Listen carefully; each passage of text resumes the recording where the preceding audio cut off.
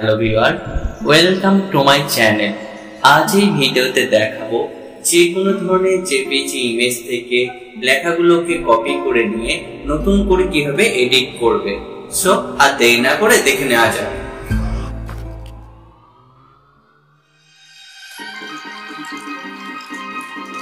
আমার কাছে বাংলায় লেখা এরকম একটা জেপিজি ইমেজ আছে, যেখানে থেকে লেখাগুলোকে আমি কোনোভাবেই কপি করে নিতে পারছি না।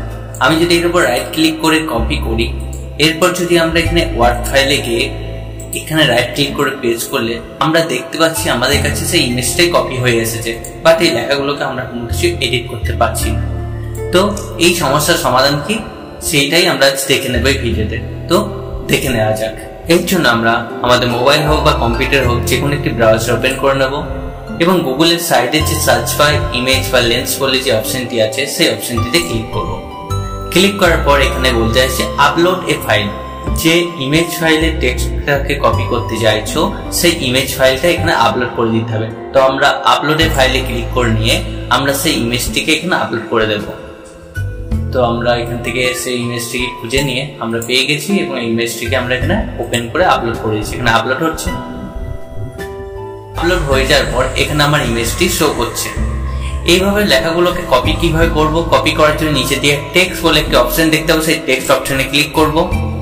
টেক্সট অপশনে ক্লিক করার পর আমরা এই পুরো লেখাটাকে আমরা এখান থেকে সিলেক্ট করে নেব। তো আমরা লেখাটাকে টোটালটাই সিলেক্ট করে নিই। সিলেক্ট করে নেওয়ার পর আমরা কপি নামে একটি অপশন দেখতে পাচ্ছি, সেই কপি অপশনে ক্লিক করব।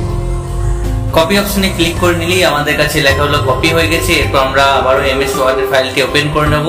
এরপর এখানে আমরা রাইট ক্লিক করে পেস্ট করে দেবো।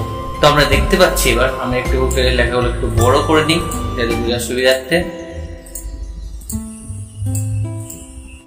তো আমরা দেখতে পাচ্ছি এখান থেকে আমরা যে কোনো লেখাকে মুছতে পারি এবং আমরা সেখানে কোনো কিছু লেখা আমরা এখানে অ্যাড করতে পারি। সো ভিউয়ার, এই ছিল আজকের ভিডিও। আবারও দেখা হবে নতুন কোনো ভিডিওতে নতুন কোনো টপিকের সাথে। সকলে ভালো থাকবেন, সুস্থ।